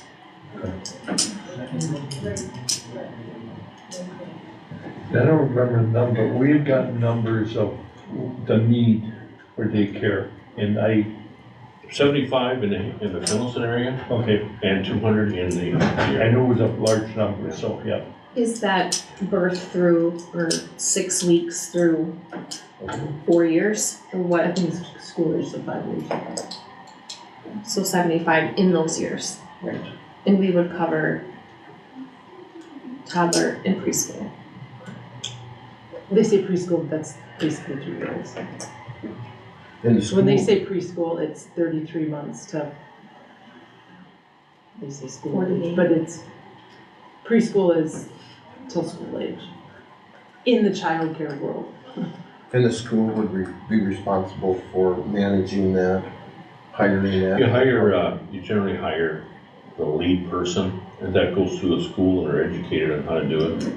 You know, for all the rules and regulations. Yeah, they have to That's be their licensed to baby. do that, like our church, you know, has Right. that too. Right. But So- I'm just saying that would the school be responsible Yes. for all that? Potentially, the school not the would county, hold the you know. daycare license and the school Yeah, would yeah. employ the workers. Okay.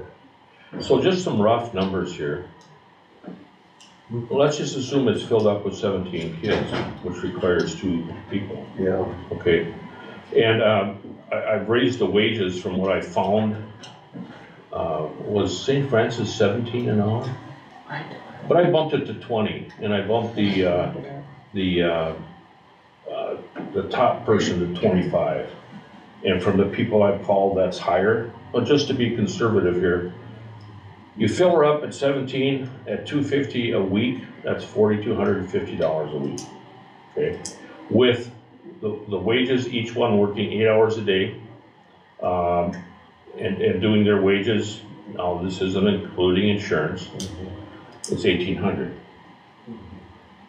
Would we have? So let's just say let's say it was 2,000 by the time you get insurance and stuff, this is per week.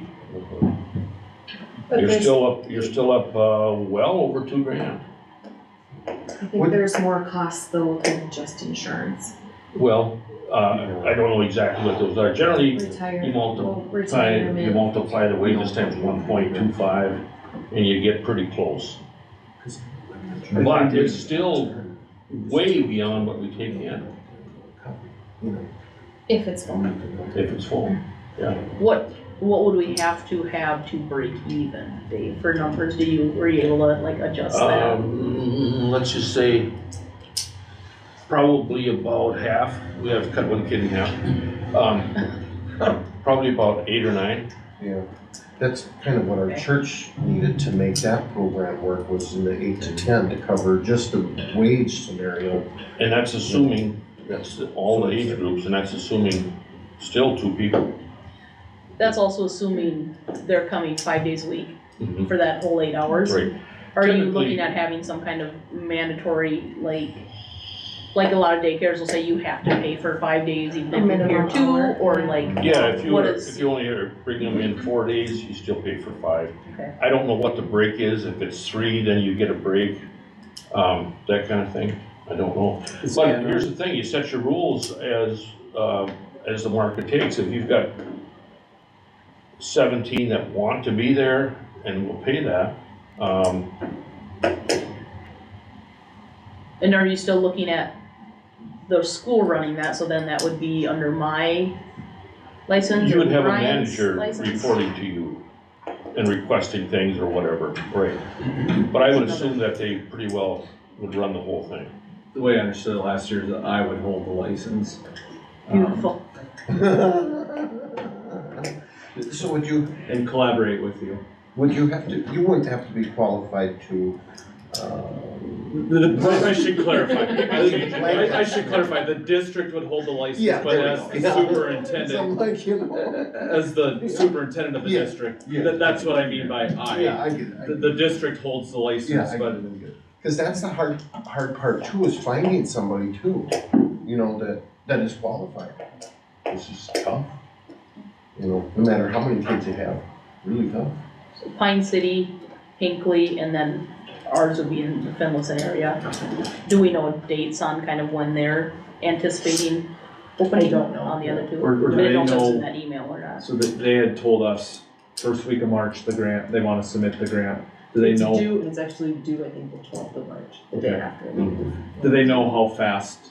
I mean, I know I how don't long, I know how long the school turnaround is for a grant, anywhere from a couple weeks to, I mean, we just got Well, one. it's a D grant, I mean, it's, so however long, I don't know how long. Yeah, I guess I don't know how long deep grants take, but. The other part that Anna had said, earlier in the week to emails to me was, I just said, if we put our name on the grant application, to, you know, knowing that the school board has not yet said yes, are we required to then, with just being on the grant, run a daycare? No, we are not. What she did say is if funds came to the district and then the school board, and we spent the funds, and the school board then decided no, we'd have to pay that back. Fair. My thought would be, again, Brian's opinion, I don't wanna speak for the school board, my thought would be, by the time the grant would be determined, I would think the school board should decide, are we gonna run a daycare or not? so we don't get into that spot of, we have the money, we collected the money, did we spend the money? That's my opinion, that doesn't have to be the opinion of the school board, but that would be my thought. Well, that's Again, again, to give it back if you're not gonna have a daycare. Right, So it's not like you're spending it on school and, buses. and I wouldn't think we would spend it without, I mean, obviously we wouldn't spend it without school board saying yes, but, And the thing we're not talking about is we need students in Finlayson. I mean, so We need you're a students parent in the and your district. children are there for 2 or 3 years. The next step is just to go to school there. So I think it's not something you can count on, but boy, it seems pretty logical to me. But at what cost to the taxpayer? Taxpayer first. Well, based on the number of enrollment and the overhead to keep that viable, that whole element. Well, the daycare is not for free. No. I'm just saying that whole element of that, as a rule. I'm That's just assuming, and I shouldn't assume, that school districts who will continue to run it must be doing all right with their daycare program, because they wouldn't continue to run it. I don't know that for a fact, I haven't, but that'd be, you know, if we find something that we need to tweak in our own district, because it's not, we tweak it, we change it, we may get rid of it. I would assume if the school district's been running a daycare for a while, they are being fiscally responsible with that. Not that school districts go into business to make money, but you don't want to lose money either. So you want to have that healthy, you want to be fiscally responsible with what happens. And we haven't sent anything out, just asking if anybody, if it was available, would they use it? Just That that wasn't one, on no, it wasn't on that last survey. don't believe so. Was there an email that came across with those responses where we could reach out to those people? There was And say probably thanks 20, 25 people who wanted to stay engaged in the conversation. Thanks for replying to this. Could we ask a few more follow-up questions to see this? I could certainly do that. I highly doubt even with 3 opening, I mean, they're gonna fill up pretty quick, right? I mean, it's still gonna be a need, but How did we get the original numbers? From the staff up there? The county has done a survey of daycare needs. We sent out a survey about 2 months ago, just gauging our Hinckley and Finlayson communities we had about 86 people who responded to ours. The county did a study, what was it, back in 2021? Yeah, so we're kind of going off those numbers, and then what we did about 2 months ago.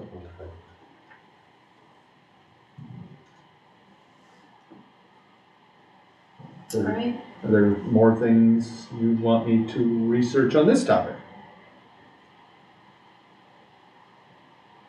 Okay. So we've already approved the $500 to apply with the state for daycare license. So what we're risking is virtually $500 if June 1st we say we're not gonna do this, and if the grant's there, we give it back. There's really, what we're gonna vote on is applying for a license. We've already done that. This board's already voted. We've approved the $500 to apply, but it hasn't been applied yet. That's Anna's job. She's waiting for the yes or no, I believe. So we've been deciding at the board meeting? I don't think she's waiting for a yes or no to apply. I think Anna's question was, is the school board, why do all the work if the school board's gonna say no? I think was how I interpret that. Maybe I'm saying that a little bit off, but should we get to a spot where the school board makes a decision, yes or no, we're gonna run a daycare no matter what, you know, maybe the state says no to our application, but should we get to a point sooner rather than later of the board saying, yes, we're in the daycare business, or no, we're not in the daycare business? Well, and I thought we were gonna get like a total cost of what it was gonna take to run a daycare with employees, which we have to include janitorial over the summer. If we're not offering food service, are we putting that on the employees to find them lunches if they forget them? there's more costs than just that list that she gave us. So that's a concern of mine, is I wanna know the cost before I can make a vote. Well, let's make a list of what costs you want to know. Janitorial was one? Yeah, right, and I mean, if you look at we have to look at employee with benefits, what the district would pay them. Not going up a 1.25. Janitorial would be another thing. Well, they would qualify for the same benefits as, Who's gonna, if you're having like staff. the removable or the, Alterations? right, if there is they say there's not going to be now. I think there's just some more things in there that we're not seeing that are gonna be a cost.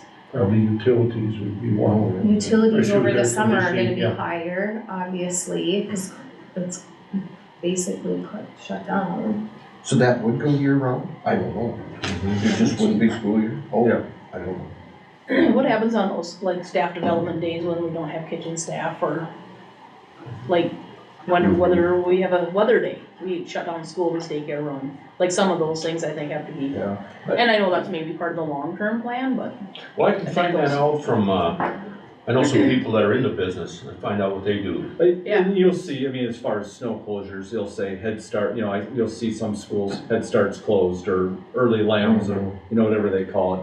They just close it like we close school. Okay.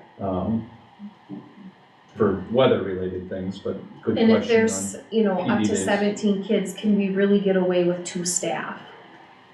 Running it for 12 hours a day, When are they gonna question get their breaks, because we have to give them mandatory, like, breaks. Yeah. For 8 hours. In an 8-hour day, Yeah, 30-minute bring lunch, 15-minute break. 8 kids to the bathroom with you, if no one else is in the room with you? They do. That's what they do, they take her, she said that they just go on a train out I can't believe a public school can get away with that.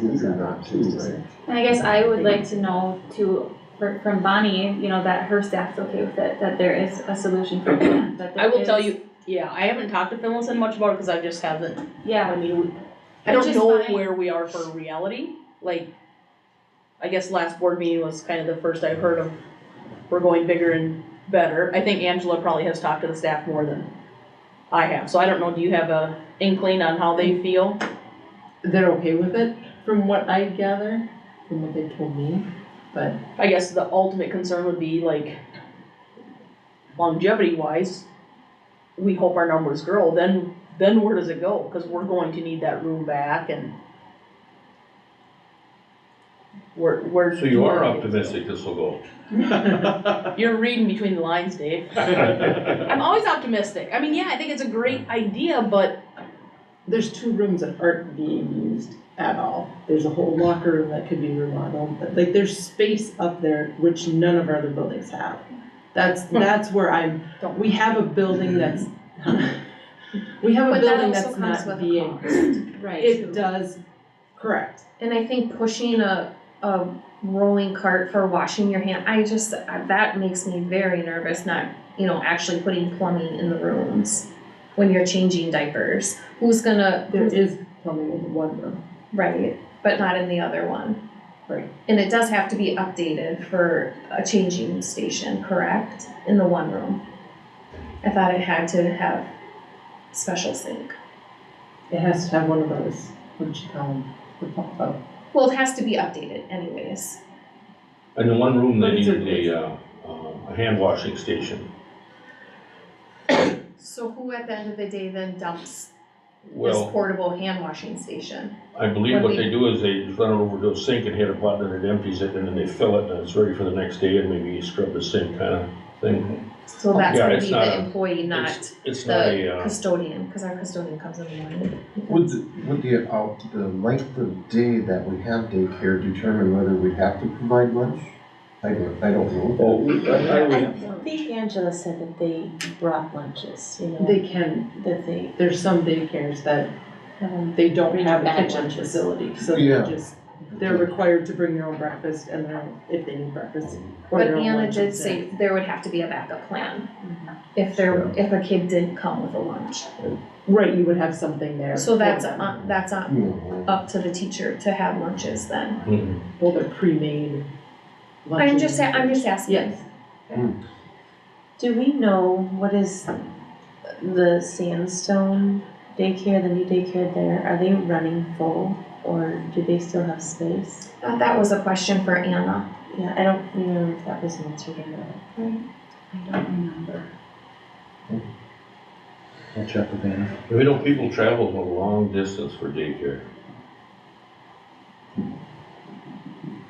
And like Angela was saying, we're not even talking about the people who live in Aiken County that are not very far away.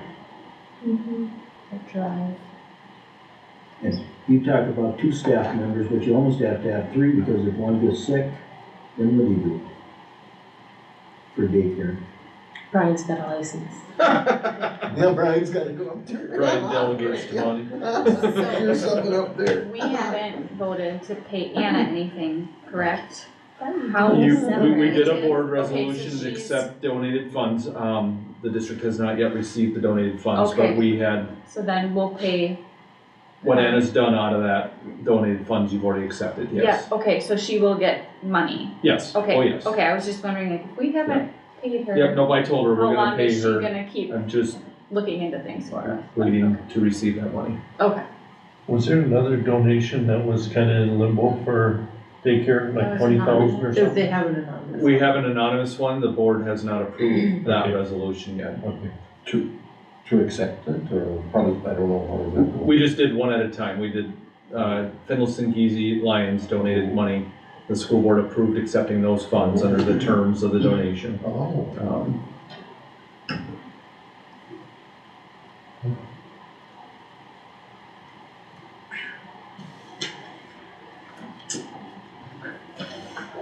Is there any other questions?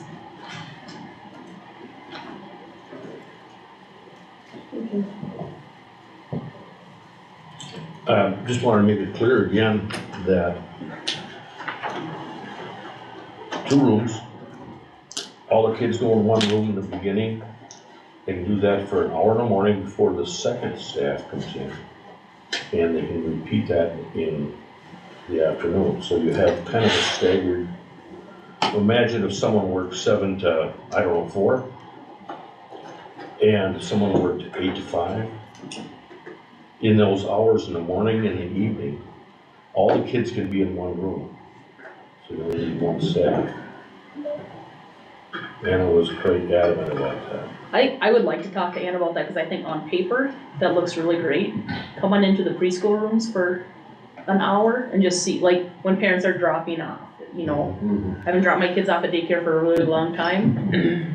But I do remember, like, one of them having to come out and talk to us, get their stuff, get the kids situated while there's other, you know, maybe there's a baby crying, somebody fell down. You know, it will be hard in my mind to run with just 1 person, depending on what that number is at drop off, right? I mean, everything's gonna be dependent on parent schedules and whatnot, but I don't know, Anna has the expertise in that area. I'd like to hear a little bit more on how that's feasible, because I know our preschool rooms in the morning and numbers are low, right? It's challenging, I guess, to be a fair word. By their behavior or? Just Their busyness. Their needs. Yeah, busyness and them being 4 years old. So I could see that being, especially when there's not a bathroom in the room. One of them's gotta go to the bathroom, and now we're taking 1 down to the restroom, and there's 7 more. I think I heard Angela say There's you definitely just, some manager things there that you'd hire for.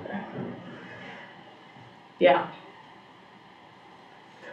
I don't know. Can we direct Anna to contact Bonnie and to just, you know, you can address your concerns and stuff and get some answers, because we're paying her. We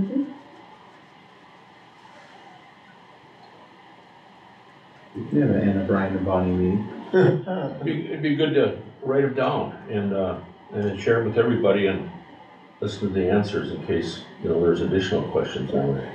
And I'll reiterate, I don't have a daycare background. Yeah. I raised 2 kids. Well, we're just trying to imagine But- how it works, Right, I don't know as if I know the questions to ask, I guess, I can ask the ones that I can relate to the preschool realm of things, but. I'm just nervous about the amount of staff or the lack of that we're hearing. Mostly if there's an emergency, then what, there's all kinds of scenarios from 7 to 8 o'clock if there was an emergency and we have 17 kids with 1 adult. And I understand we can do that for an hour, but where does that put your staff member? But she must have a pretty good handle on as to what that number is, if they put that into the grant, the payroll for the first year. So I would think she would have those numbers, Leslie or Andy? both of them. Okay.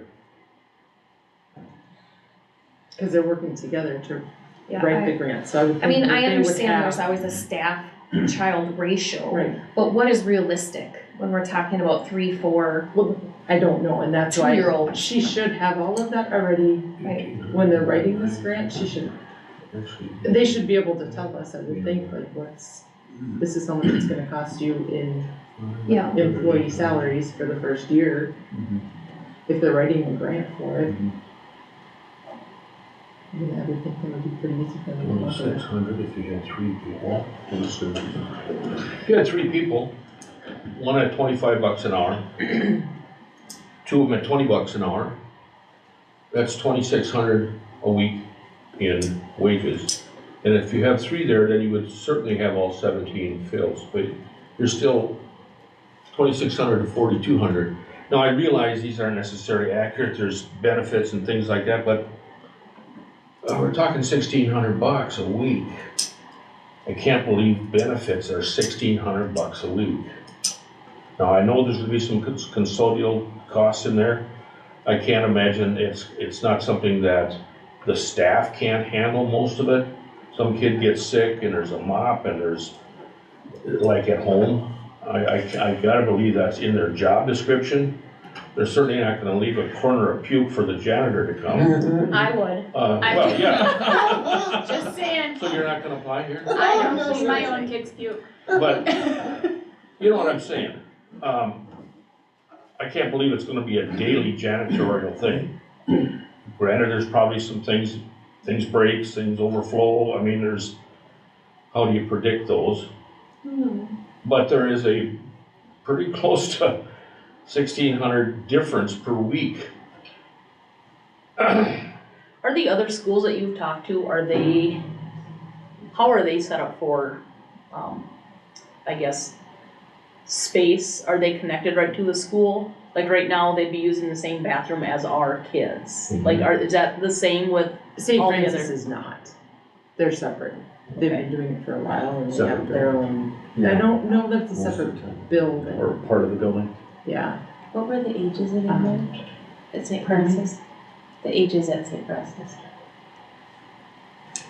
I know they go down to 3-year-olds. I'm pretty sure they do toddlers. I don't think they do infants.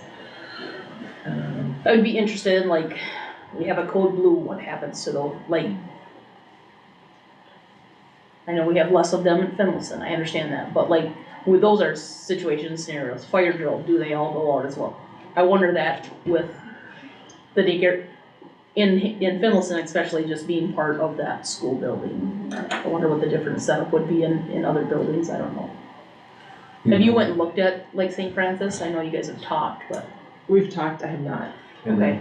I know in just our church element over here, the state fire marshal talking about that, they have to inspect and, check everything to make sure. Oh, and they do that now, because Yeah, it's it's just part out of of the the school. Yeah. Yeah. Those inspections are happening. But the cost of everything, at least for the first year, Anna and Leslie should have, because they're. Right. So those, I'll have her those, send those to those me. numbers should be pretty easy to get, I would think. So I will say, I do think it's good that we looked at the toddlers up to the school age. I am slightly concerned that it's not serving the whole family, because typically you have kids about 2 years apart. And so if you have a newborn, you know, and then you have a 2-year-old or just under that, you've got to still figure out daycare for that infant. And it is going to be very difficult for a family to have 2 providers because they can't bring it here. Well, they might not be our customer Yeah. of the 17. But if they are, then does that mean that they pull the older child out to try and find a daycare for They would have to. both of them together? So that's where there's going to be kind of that's my concern. I didn't have kids in daycare, but after talking to people with this, infants is a problem. It is a huge issue. Yeah, And parents do have to go to, because you cannot, it's 4 to 1. And it's, they'll either one parent stays home until they're old enough to be in toddler, or they find a grandparent. What is that or a age? neighbor. These 2 rooms in our ages that we're having might not be It's for 6 everyone. weeks to, Yeah, You know. yeah. 16. That's why I That's asked what the No. birth rate was. Well, yeah, it would be, because So we toddler could try and is get an idea on 17 months. how is our community growing? Because a lot of the people that I've talked with, you know, and that's just the business, we have a lot of people that are moving to the area, so our community is maybe growing, but it's an older population because they want to get out of the cities, they're able to work remotely, they've had a property up here, so now they're living up here. So I don't know that if we're growing as a community, but it's an older population, or if we have kids. So you're that's concerned if increasing. they could meet 17? Yes. Okay. I think Meeting because there and isn't a opening. daycare. Like, there isn't childcare around, so people are finding different places to live where it's closer to childcare. Yeah. Because there's nothing around here.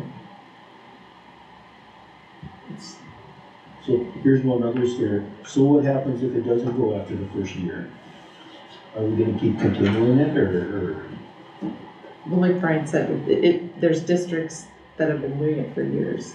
I know, They're but not I'm gonna just- lose I'm their just- money. We're not, as a district, we're not gonna lose money. I know that, but I'm Of course, just if it's saying not- that if it doesn't pan out like, you know, if we don't have the enrollment in that, then what?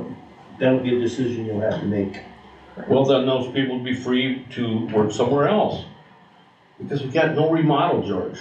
No, I know, I'm just saying though. you know, Okay. so. Cause this is all, grants gonna be free in that, so, but if we don't have the numbers, If they don't have the numbers that would support payroll and all that, I would vote to get rid of it. that's what I. Yes. I mean, it'd be insanity to do something that's. Yeah, I don't know what's not gonna working. happen here either, you know, so. Right. I mean, you gotta cross that bridge when you get to it. So I guess back to the email, I guess if I can read Brian's mind, you're looking just to know if you. And you can't direct me tonight, but I guess my thought with, I could certainly write a letter of support, you know, on behalf of the district. I could certainly say, you know, the district has yet to decide if they're running a daycare, but we certainly support moving forward in exploring this for really all 3 sites.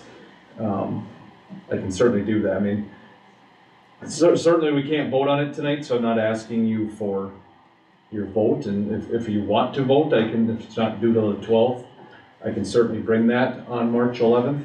I can have something drafted if you want to vote on it in March, because that's what I had initially heard too, is it was due March 12th, or they needed the information by March 12th. So if you want to vote on that, I can certainly draft something and bring it to our March board meeting. So I could do it either way. But with other grants, you've just written a letter without it coming to the board. Other things like we just, you know, out of Resource Training Solution, they're looking at doing some mentoring type grants. I wrote a letter of that the Hinckley-Finlayson is supporting Resource Training and Solution going for this grant. Because it would help benefit us in some capacity with our mentorship program. But we don't know if that costs extra money.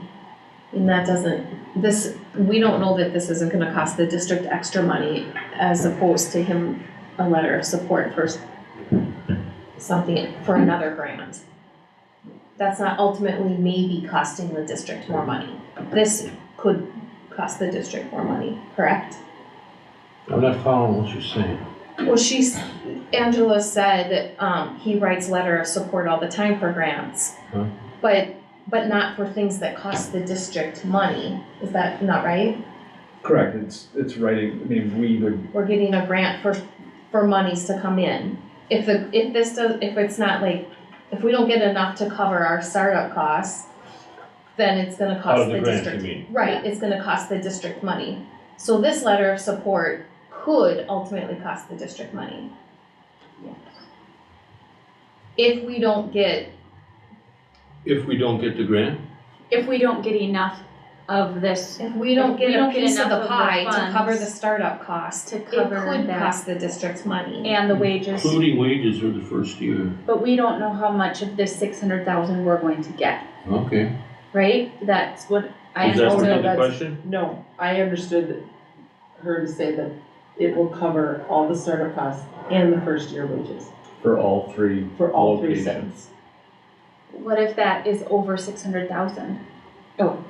That's for all three of them. So the 600,000 is including all of those. So that would be you're paying people to be there That's my every day understanding. and have no children to not cover?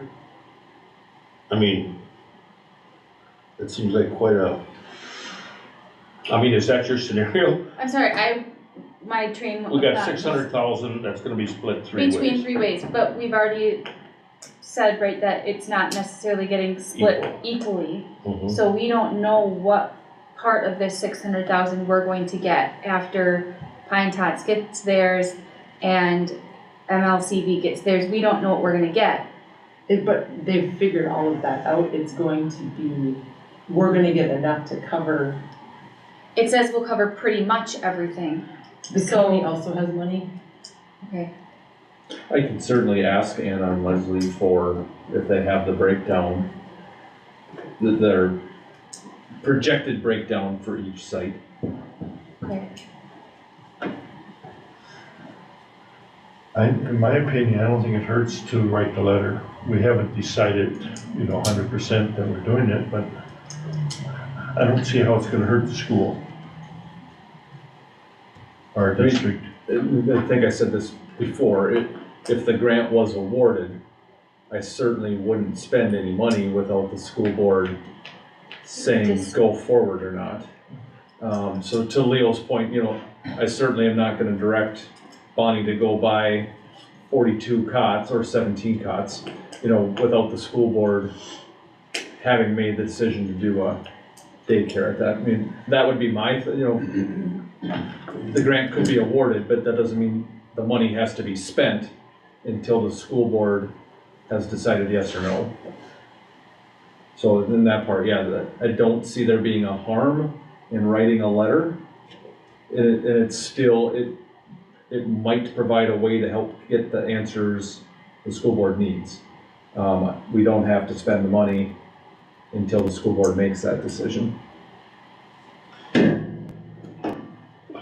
I agree that we don't have it to the penny on what our costs are gonna be and what our income is gonna be. Okay?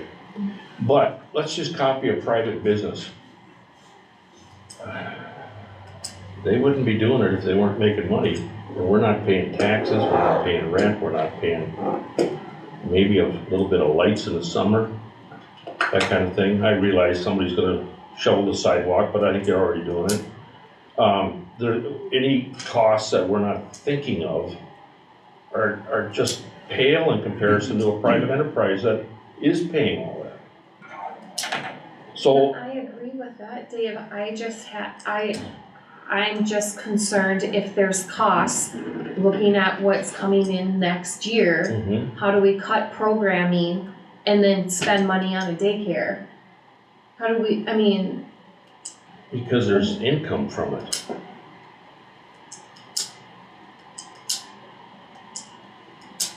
If you have to, let's say you have to cut 3 teachers to make our budget, what's that got to do with the financial part of a daycare? If anything, a daycare brings in students, more teachers go to work.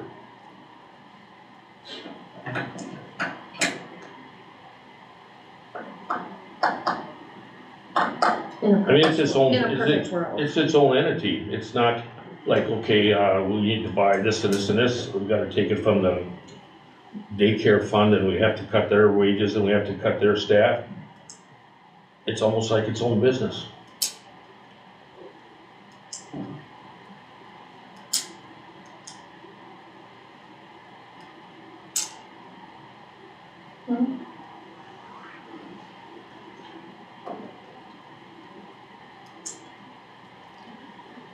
I guess that's your luck.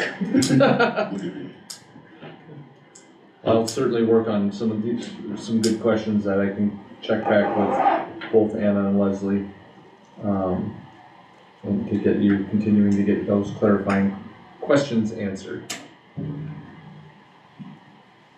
Angela or Dave, do you have a contact point for some of these other schools that have a daycare that maybe I could reach out to?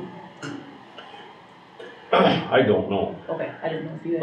Anna might, Anna was working on I it. do for You St. Francis, but Anna had. Yeah. Okay. And I didn't know what I'll get role that we for you. had in it, if we're gonna talk for a superintendent, I mean, are they gonna talk to just somebody that they don't know?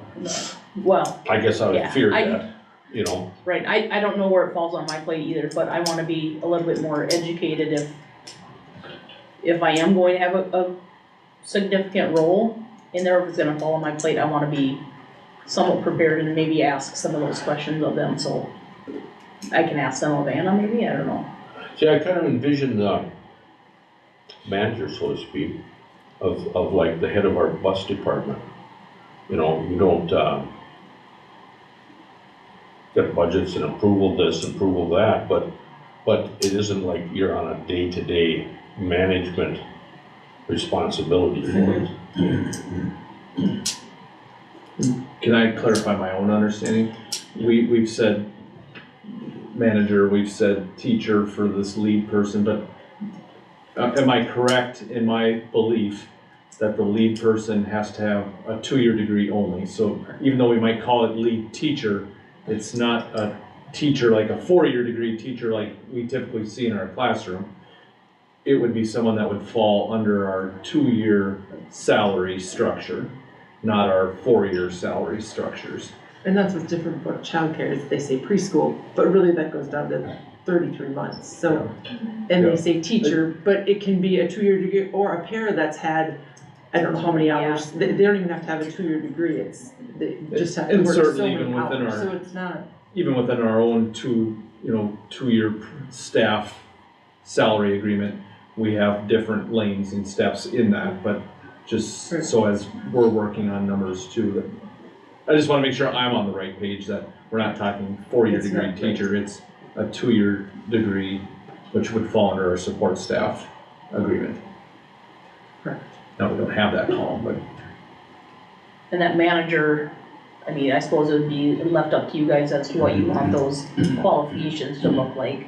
Cause then Well, I you think kind of we're talking, oversee. I think you're talking the same thing, the manager Yes. is that lead Oh, lead, 2-year okay, and then degree person. Yeah. And then you could support have people under them. someone without a 2-year degree under that.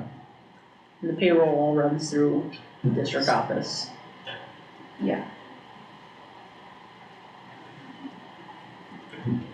I will work on my homework.